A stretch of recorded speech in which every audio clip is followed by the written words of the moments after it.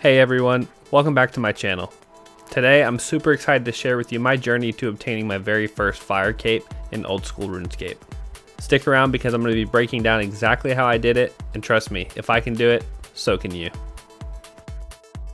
Now, before we dive in, let me give you a quick overview of my stats and gear. I'm relatively new to the game, so my stats aren't quite as high as they probably could be, but hey, we work with what we've got, right?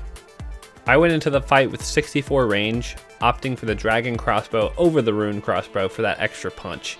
I did a couple runs with the rune crossbow, and unfortunately, it didn't work out for me. For my arrows, I am using Diamond Bolt E. It just felt like a little bit extra damage, and that's what I would recommend going with. In terms of gear, I had on Barrow's gloves, a red D-hide body, and I alternated between red D-hide chaps and Varric's plate skirt along with Varric's helm. Now, I know Ranger boots are the dream, but let's be real.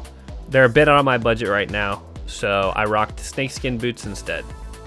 And of course, I brought along some key accessories like an archer's ring, Ava's accumulator, and an Odium ward shield.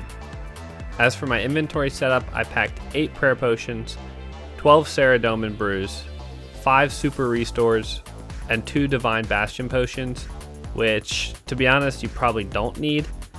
Probably want to tweak this based on your own preference and playstyle. So if you need more prayer potions, bring those. If you need more Saradomin brews, bring those, restores, etc, etc. Alright, let's talk a little bit of strategy. The key to success here is preparation and knowing what to expect. I relied heavily on the OSRS wiki to anticipate each wave and plan my moves accordingly. I'm going to break down a lot of the important waves for you and show you the gameplay as I did it, but you can scroll through the wiki and see so many different things that I'm going to mention later in the waves, such as Italy corner, safe spots, etc. So for the main waves to look out for, you're going to look out for wave 7. That's your first ranger when he shows up. You want to make sure you're praying range against this guy because obviously you don't want to take any dumb damage. The next wave change is wave 15. That's when the meleeers are introduced. You can safe spot them on any of the tiles I have marked, and this is going to be what we talked about, Italy corner.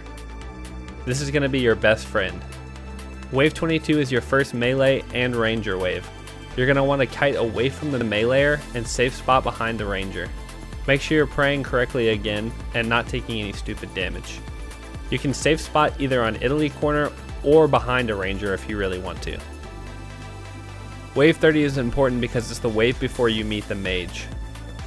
Make sure you kill the second meleeer and immediately pray mage. Wave 31, you meet the mage. This is where you need to keep your pray mage on at all times. You can either leave it on or prayer flick them. I decided to learn how to one-tick flick because I was going in with, well, suboptimal stats, and I knew I couldn't just coast all the way through the fight. There are plenty of guides out there on how to one-tick flick, and that's how I went and learned. But to sum it up, on one tick, you turn your prayer on, and on the next game tick, you start double-clicking your prayer, and you keep double-clicking every tick from there on out. It'll look like your prayer is always above your head, but none of your stats will drain. It's definitely risky, so if you aren't confident in your ability to do it, I'd probably say skip out on it. But if you're going in with similar stats to me, you're probably going to have to flick at some point. Your next wave is going to be 38. That's when you get a mage and a ranger. Depending on your spawns, you can hide from the mage, and that'll allow you to pray range, but make sure you always have pray mage on at the start of waves, and focus on killing the ranger first, no matter what. Unless you have the mage safe spotted and he can't see you. Then you can pray range. Wave 45, you have a mage and double ranger. Again, focus the ranger first. Wave 46, you will have melees back along with the mage. You can safe spot the meleeer behind the mages as well as the Italy rock. Wave 53 is where things get spicy. You have a mage, melee, and a ranger. Your order of priority moving forward should always be bats, rangers, mages, meleeers, and lastly, blobs.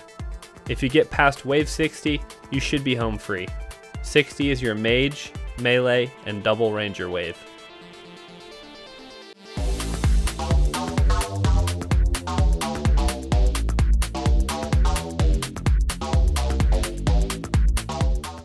Wave 62 is your double mage, and then you're straight into Jad.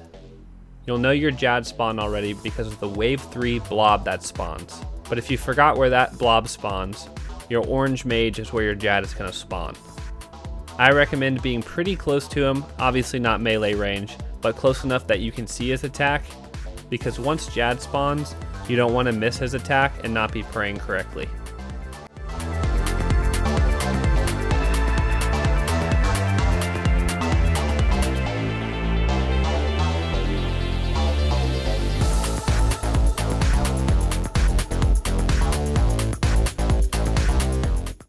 Remember, up is mage, and ground stomp is range. You'll have healers to deal with. Once they spawn, I recommend tagging them all, and then safe spotting them away from Jad's sight. But don't forget to watch Jad and pray correctly as you're pulling the healers off of him. Once you've tagged the healers and they're following you, go around any of these corners to a different side where Jad can't see you. Once you have all the healers killed, it's simply a race to the finish. Just stay calm, keep your cool, and watch for those telltale signs of his attacks.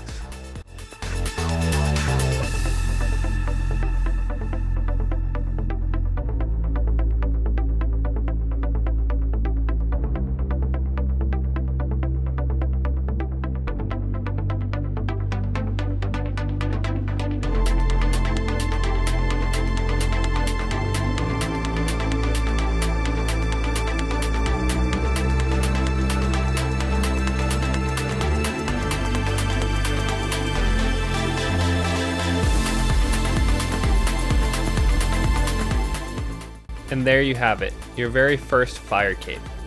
It's a monumental achievement and a testament to your determination and skill in the world of old school RuneScape. So if you're thinking of taking on the challenge yourself, I say go for it. With the right preparation and mindset, you can conquer anything in RuneScape. That's all for today's video. If you enjoyed it, don't forget to smash that like button and subscribe for more content. And hey, if you have any questions or want to share your own fire cape journey, drop a comment down below. Thanks for watching, and I'll catch you in the next one.